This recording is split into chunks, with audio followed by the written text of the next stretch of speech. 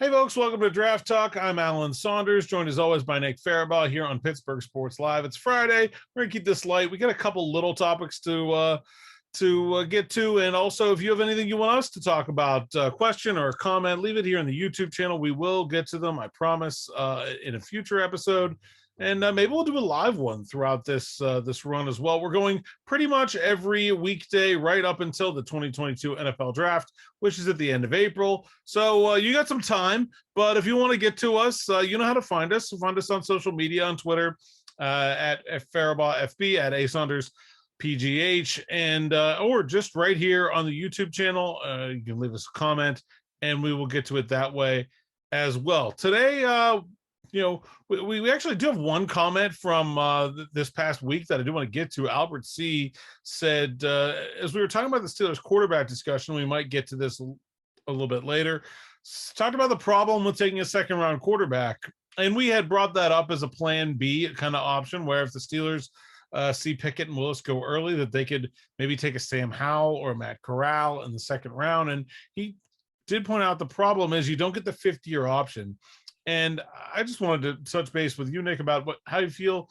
How much of an issue is that for a quarterback if you think he's a potential starter to not get that fifth year from a guy like a Corral, like a Howell, like maybe a Desmond Ridder, whether that's at 52, whether that's trading back into the top of the second round or up higher into the second round, whatever. How does that fifth year change your perception of whether it's a good idea to take a quarterback?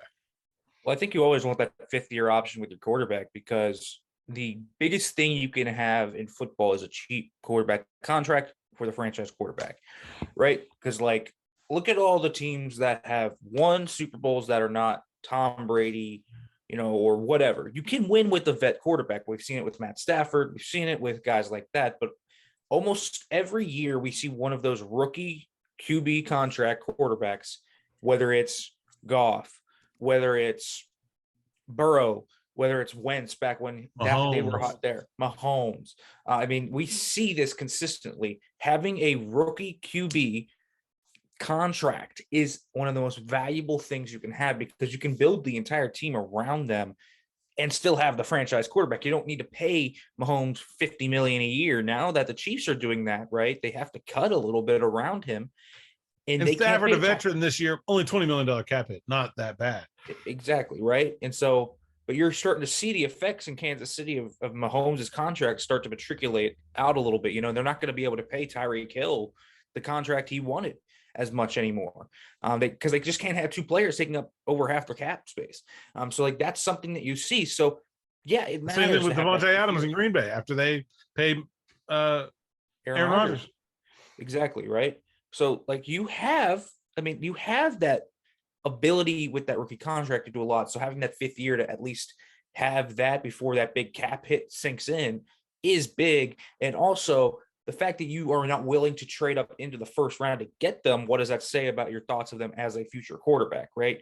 You're drafting them in the second round. You're telling them essentially, in my opinion, you are a short-term option. We will draft someone maybe as soon as next year if we see the right opportunity.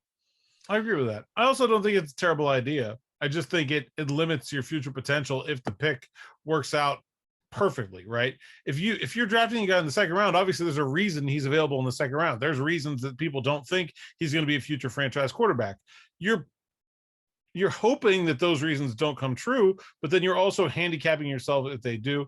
I still think, though, there is good value to be had if one of those guys that we're talking about does fall to 52. I think that's good value for any of those five players there, the top five quarterbacks in the class. Trading up into the second round, not so sure I love. And if you're going to trade down, I do think at that point you want to stay in the first round. You don't want to trade out of the first round. If you're trading down, you want to stay in the first round.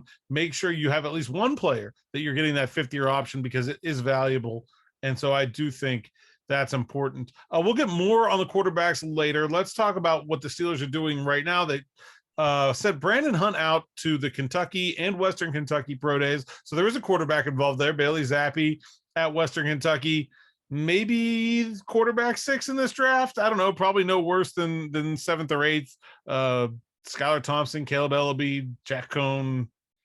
I don't know. To me, I think you can put them all in one big group, but Zappy was the one that got picked to go to the Senior Bowl. So clearly somebody likes him better than the rest of them. And he's the big attraction there at Western Kentucky, but I think notable one, the Steelers bothered to go. So they like him. Sending Brandon Hunt tells me it's not some low level interest, right? It's not just a scout. It's a guy that matters. And it feels to me like that's a Brandon Hunt doing Kevin Colbert's job, right? Like that's the first time this offseason it's really, I mean, Hunt has shadowed him in the past and they've gone together to things in the past, but that's really the first time it feels to me like there's Brandon Hunt in a place where we probably would have seen Kevin Colbert in years past. Does that feel fair to you? Yeah, to a degree. I feel like the Kentucky trip especially would have been a Colbert type trip, right? You know, he went to Maryland, so he's gone on. Brandon Hunt's made more stops than anyone else on the Steelers scouting trail this offseason. He has been in the muck, if you will, in the pro days, been following around Colbert and Tomlin, watching the quarterbacks, and now he's out on his own, watching some other key targets that the Steelers will look like. Nick Cross, he was at Maryland pro day. Now he's went to Western Kentucky on Thursday, and then Friday he goes to Kentucky. So look at where he went all week. He went to North Carolina to go see Sam Howell. Didn't go anywhere Tuesday. He was probably going up to Maryland. And then he's stayed 4 stops here in this week. So really, really hardworking stuff. He's been on a grind. And so, yeah, he's kind of doing Kevin Colbert's job and all of that. And I think that when you look at Brandon Hunt, where he's traveled in the past too, a lot of the guys where he ends up going end up getting picked by the Steelers. So he has pull in that room. I remember specifically he went to Akron Pro Day and they got UG3 that year. Like that was a big indicator. He was at Maryland Pro Day a few years ago and they ended up getting Derwin Gray. Like there are stuff like that where you saw a lot of late round picks kind of linked to Brandon Hunt. And so this feels like one of those, but I think it's bigger this year. I think, they're kind of grooming him to become that next GM. And we saw him at the combine too, even during the press conferences, standing kind of right beside us, right behind, shadowing. It was Brandon Hunt. He was right there watching. And seems like GM training. It almost does seem like general manager training. Okay, we're going to go with you to watch these quarterbacks, and then we're going to send you out on your own. We're going to show you how to do media availabilities. We're going to show you how to do everything. It almost feels like that's kind of been what it's like with Brandon Hunt. Yeah, I agree. And I think I've thought all along that he's the favorite to become the next general manager of the Pittsburgh Steelers. No one in that GM pool really stood out to me in a way that screamed otherwise, except for maybe with the one exception of Louis Riddick is a guy that I thought can maybe impress someone in an interview and grab a role that nobody was really expecting. But I think the way the Steelers have treated Brandon Hunt throughout this draft process tells me a lot about the way they think about him. They feel whether or not he gets the job, I think the Steelers would be comfortable with him having the job. Let's just say that because they're treating him like he is the general manager. Yeah, well, I think it's also considerable that he was at every single quarterback stop with them. If he's to be the next general manager, let's be real, that is his quarterback, right? So if they are having him or grooming him, if you will, to become the next general manager, or at the very least, a very influential member of the organization. Even if he's not the general manager, he's going to be the second in command, right? He will be the second. And the guy that's in charge of scouting decisions, period. Correct. So that's what he's going to be regardless. So yeah, it's we talk about that chain of command, how it's Colbert, Tomlin, Rooney. Now it's this year it almost feels like it might be a 4-person chain of command where Hunt gets his voice in there a lot more because he's been there at every stop. He was there heavily at the Senior Bowl.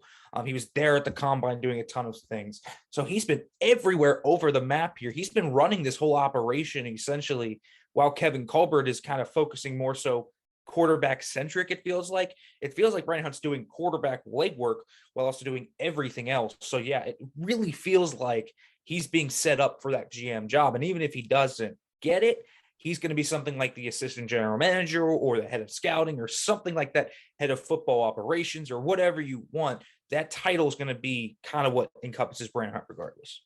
Now, we've said for years that if Kevin Colbert and Mike Tomlin don't go to your pro day, you're not an option as the Steelers' first-round pick. kind of feel like this year, if Brandon Hunt didn't go to your pro day, you're not an option as a day 2 or a day 3 pick. He's been the guy, and he's, like you said, he's done that in the past. But and let's take a look at some of these guys in this group. Let's start with Bailey Zappi at Western Kentucky. I think, to me, that's a day 3 pick. And I honestly was not very impressed with him at the Senior Bowl. I thought he has a little bit of athleticism. He seems like a pretty smart player, but just limited from an arm talent standpoint. Nick, what do you make of Bailey Zappi, and where do you slot him in with this quarterback group? Well, this feels like this would be a replacement for Mason Rudolph. And by that, I mean, okay, you're letting Rudolph walk this year. Maybe you're trying to trade him this summer because you have Mitch there and everything. And so, okay, you don't get any of the top quarterbacks, but you know you're going to need a backup in the future. So let's draft Bailey Zappi. He will be the long-term backup, right? That's what it feels like to me. That's kind of the guy Bailey Zappi is. He reminds me of a guy that's going to be here for, say, 10, 12 years in the league. Smart, high intangibles, a very, very good footwork. He's very polished mechanically, but doesn't really have a big arm. Not going to do a ton of structure to really create anything. A certified game manager, right? A guy that can let it cork loose, but more so as a product of an air raid system at Western Kentucky. That's what it feels like to me. So if you draft Bailey Zappi, say, round 4 with that compensatory pick, I think he's going to be the Rudolph replacement. That's what he feels like to me. Yeah, I'm dating myself here, but my comp is Ty Detmer. I just think if he's your backup quarterback, you feel good about that. If he has to start for a half a season because somebody gets an injury, you probably feel good about that too. If you're asking him to do more than that, I'm not sure it's going to work out so well for you. That's the big star of Western Kentucky. Anybody else there worth talking about? Yeah, a few guys actually. Brandon Hunt might have made this trip for Zappi, but there are plenty of other guys to look at. One of Zappi's receivers, Jarrett Stearns, was one of the most productive receivers in all of college football. I don't know if he'll be a late round pick, but with the Steelers looking at guys that could potentially slot in there late, I think Stearns is an interesting type of guy. Jarrett Stearns, as productive as he was, never really got the shine he probably deserved. He's a pretty athletic player. He's a smaller guy, but he's quick as heck. You can get him manufactured touches, and it's going to be tough for a lot of those guys that are bigger, say, big outside corners, to match kind of the speed that Jarrett Stearns is going to bring and the quickness he's going to bring to the table. So I like him as maybe a later option. I also think the big one outside of Zappi's Deangelo Malone, the edge rusher there, explosive edge rusher, a guy that's pretty polished coming out with his hands, just has the full repertoire of moves. He's not going to require much to really do. I mean, he's not going to require much work. He's kind of ready to go and be a third outside linebacker right away. That round 3-4 area, very similar profile to Alex Highsmith coming out of college. Smaller school guy, but very polished, has athleticism. When he goes up against higher competition, he consistently shows out. He has a signature game, and so that could be a guy that they look at, has the same type of explosiveness, the bend, the polished hands. Like, there are things about Deangelo Malone that mirror what Alex Highsmith did coming out of Charlotte. So I think that could be something where they're looking at. So few guys to watch there at Western Kentucky outside of just Bailey Zapp. Yep. Yeah, Malone, I think, is an impressive prospect and someone that is a really good fit for the Steelers.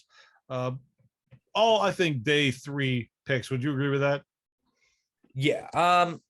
Malone could slot into day 2, I think. Late round 3 there. Like, he's an option at 84. Moving to Kentucky, which is where another place Brandon Hunt stopped, and a lot of good prospects there, particularly on the offensive line.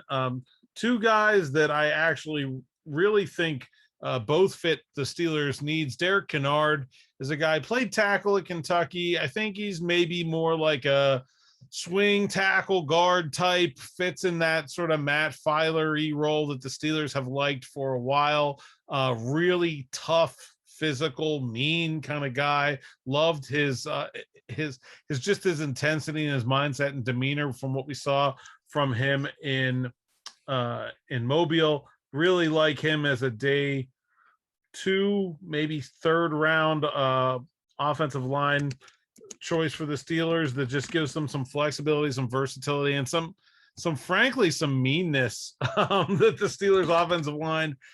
I think they like that as a trait, but I'm not sure that they necessarily have a ton of that as you look at the players that are on their roster right now.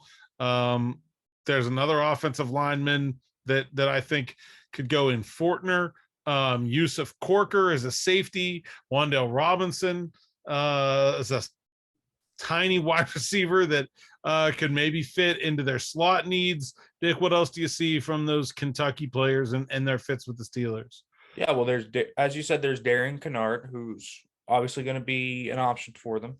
They have 3 offensive linemen, though, in this class. Luke Fortner, the center/guard, is well in there. So you're looking for maybe center depth, a guy to maybe usurp J.C. Hassenauer potentially.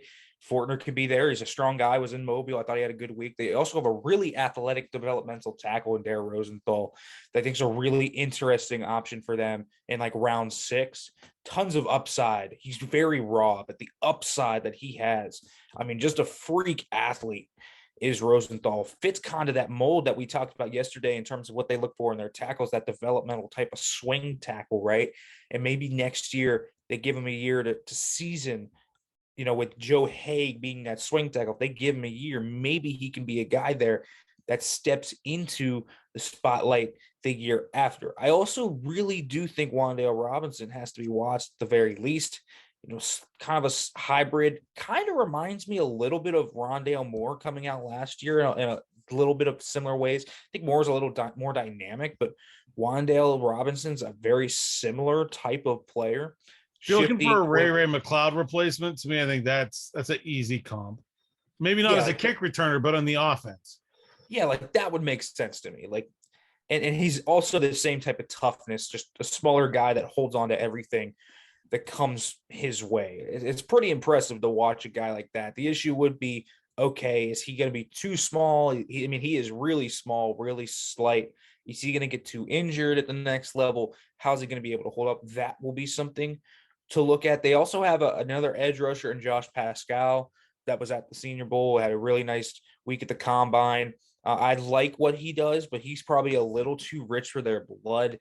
That might have to be a round 2 pick. He's going to go earlier than they want, but plenty of guys. Well, man, Bud Dupree right there. And I just don't think the Steelers are going edge that early. No, especially after signing Canard Avery. I feel like maybe before, you could have made an argument that they could have taken an edge in, say, round 2, like a surprise one, like say someone fell there that they really liked. Now it feels more like, okay, they have Highsmith, they have Watt, they have Canard Avery, Tuska's still there. You feel like Taka will probably be back. So like they have guys there. Now they can draft one in round 3, round 4. That wouldn't surprise me. But round 2, that seems a little rich for me because that screams more than just a rotational guy. You're thinking that guy is like a future starter, hopefully, in round 2. And again, they're not really in a position to where they're moving off of Watt or Highsmith anytime soon. Those 2 guys are like probably linchpins in terms of what they would want for the future. Yeah, I agree. And then Corker is the safety, I think a day 3 guy. I expect them to kind of address that position in other ways, but I think he's a decent fit for what the Steelers do. They also have they have a number of players that to me are like kind of hanging around on the end of the draft there that are just interesting guys. Juan Mccall is if the Steelers don't go defensive tackle early, is an option. As just a big, huge, he's like 350 giant nose tackle. And is someone that I think is like a day 3. DeAndre Square is also an off the ball linebacker that I don't know, will be around if they're looking for more depth there as well. Yeah, I mean, there are tons of guys there. Also, they get a little bit of preview for 2023. Again, if they don't draft a quarterback this year, Levis is throwing today. And so Will Levis is probably going to be one of those guys that is thought of in the top 5 quarterbacks this offseason. At least that's what it's kind of been. It's kind of been Stroud, Young, Van Dyke, Levis, guys like that. Those are kind of been the top 4 guys most talked about. Sam Hartman's been in there on some of them as well. But Levis is one of those big guys in 2023 that could maybe break out. So getting a little early work in as well.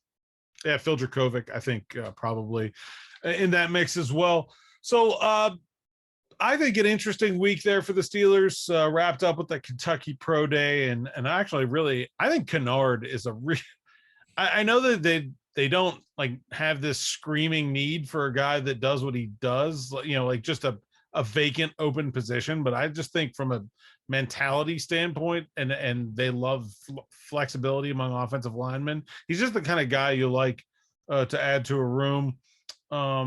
And is a realistic fit for them. If they want to update, we talked about this kind of swing tackle guys that are the 3rd, 4th round, 5th round types. I think he's maybe a little bit more highly rated than most of that group, and honestly probably better suited to play guard than tackle. But I just enjoy his mindset and demeanor as a player, and I think he fits.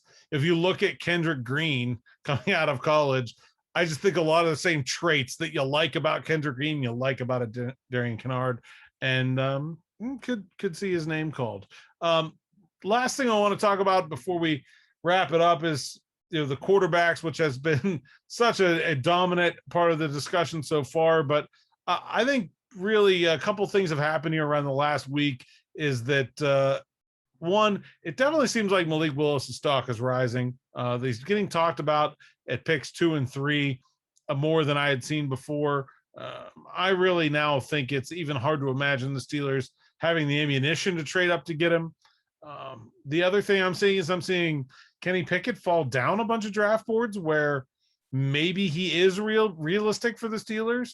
And I think Desmond Ridder is where I think maybe as 2 weeks ago, a lot of people didn't even have him as their 3rd quarterback. I think I did, but I feel like that was a little bit of an outlier. Now I'm seeing people talk about him being ahead of Pickett even. So some movement there that I'm not sure I can really put my finger on a reason why, because all those guys' pro days were last week and there's not really any real news attached to these, but it does feel like there's a shift in the consensus, doesn't it? Yeah. And again, maybe it's just NFL airwaves catching up to what's been happening behind the league for months. So that happens, right? Guys that we think are going to be, say, 3rd round picks have been always thought of as 1st round picks in NFL circles, and we don't get wind of it in the media until March, April, whatever it might be. So this might just be the media actually correcting to what this has been thought of for months in the NFL. We don't know. And that's my guess. That's my guess of what it is. Guys like Fowler, McShay, Kuiper, Jeremiah, they've all had their conference calls in recent weeks, and they've echoed kind of the same sentiment, right? Malik Willis, probably going to go really early. And we're talking, maybe Detroit at 2 early. So that's the thing here. So I think, my guess is that's what's attached to that. Ritter's stock has really risen, though, over the past week, and that's been the thing. And again, Pickett's stock has felt like it's fallen down a little bit.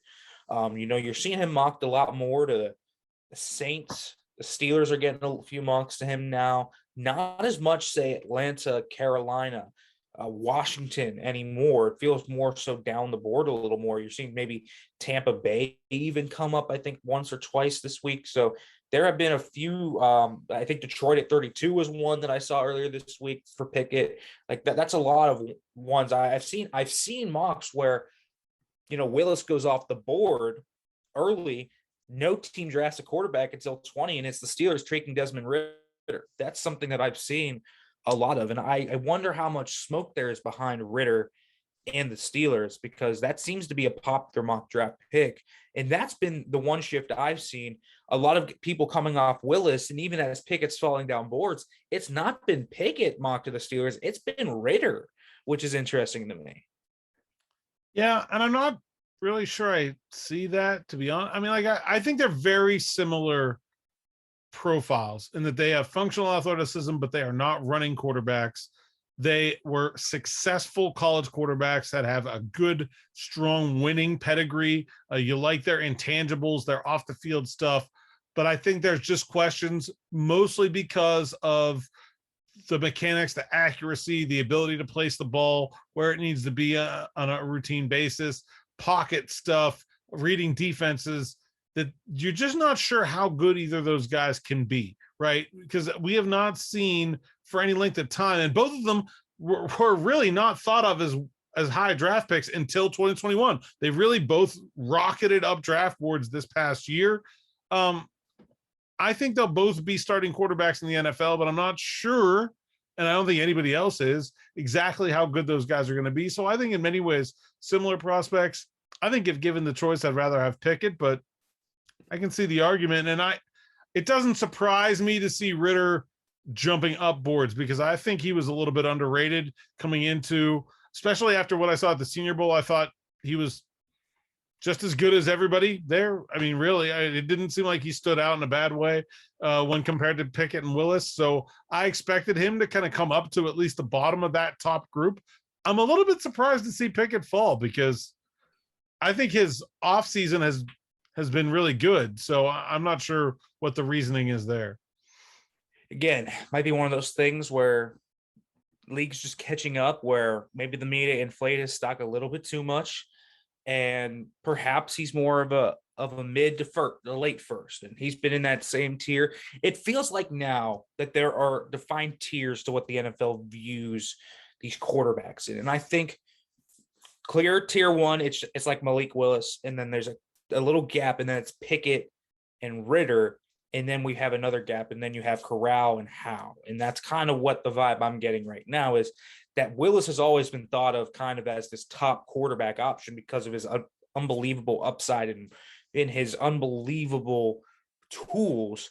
And that's kind of what I'm thinking. And I almost just think maybe, the reason Pickett's falling down boards isn't so as much, say, it's his fault. It's more so because Malik Willis has just lit up every single stop. He's interviewed as well as he could have. His pro day was dynamic. I mean, listen, people were talking about his pro day for days on end. That one throw, and the NFL was buzzing about it. And also, I think you're seeing a lot of teams in that back part of the top 10. There's going to be guys now as we're seeing more and more buzz come out. There's guys like Kayvon Thibodeau, Kyle Hamilton, Derek Stingley that are falling down boards.